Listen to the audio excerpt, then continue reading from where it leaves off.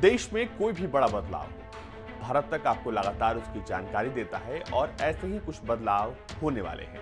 और इसी को देखते हुए भारत तक आपको ये अहम जानकारी दे रहा है कि आखिर इन बदलावों के बाद आपके जेब पर क्या असर पड़ेगा। जी हाँ, बिल्कुल सही सुन रहे हैं आप। कल से जो बदलाव हैं वो लागू हो जाएंगे। दरअसल वित्त मंत्री निर्मला सीतारमण ने बजट के बाद जिन बदलावों का ऐलान किया था वो कल से लागू हो जाएंगे। उनके लागू होने के साथ ही बहुत कुछ बदल जाएगा, आपके जेब पर भी इसका सीधा असर पड़ेगा। लेकिन ये असर कैसा होगा, अच्छा या बुरा, ये बताने वाले हैं हम आपको इस वीडियो में। नमस्कार, मैं मोजीत और आप देख रहे हैं भारत तक। आपको बता दें कि 1 अप्रैल से जब ये बदलाव लागू होंगे तो क्या कुछ बदलने वाला है, आपके पॉकेट पर इसका कैसा असर पड़ने वाला है। और खासकर आपको इस बात पर ध्यान देना चाहिए कि अब जब ये नए नियम लागू हो जाएंगे तो टैक्सेशन से लेकर तमाम चीजें बदल जाएंगी। इसके अलावा आजाद हिंदुस्तान में पहली बार लेबर लॉ में भी बदलाव किया गया है। तो चलिए बात करते हैं एक एक करके कि आखिर ये कौन से बदलाव हैं जो 1 अप्रैल से लागू होने वाले हैं।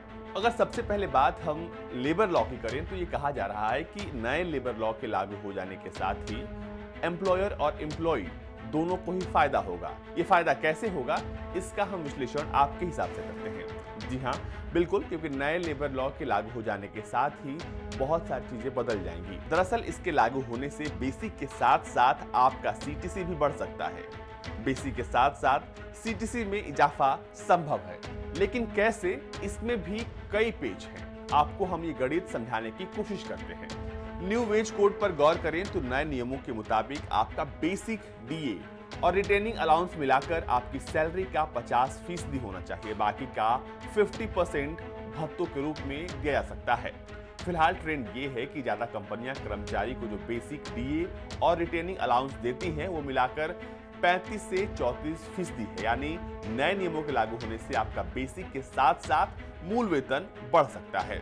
इसके अलावा पीएफ से मिलने वाला ब्याज दर जो है उस पर अब टैक्स लगने वाला है। अगर विस्तार में इस बात को समझें तो जो पीएफ पर अब तक जो छूट मिलती थी टैक्स को लेकर वो खत्म हो जाएगी। हालांकि इसका असर सभी पर नहीं होगा, मोटी सैलरी वालों पर ही इसका बोझ पड़ेगा। जिन कर्मचारियों के पीएफ अकाउंट में सालाना 2.5 लाख से अधिक पीएफ जमा होता है उन्हें ही पीएफ से मिलने वाले ब्याज पर टैक्स देना होगा। सरकार के मुताबिक इस लिमिट से गरीब और अमीर के बीच फर्क मिटेगा और जो अब तक एलटीसी छूट मिलती थी वो नहीं मिलेगी। अब तक जिन कर्मचारियों को एलटीसी पर छूट मिलती थी कोरोना की वजह से, वो भी अब 1 अप्रैल से खत्म हो जाएगी।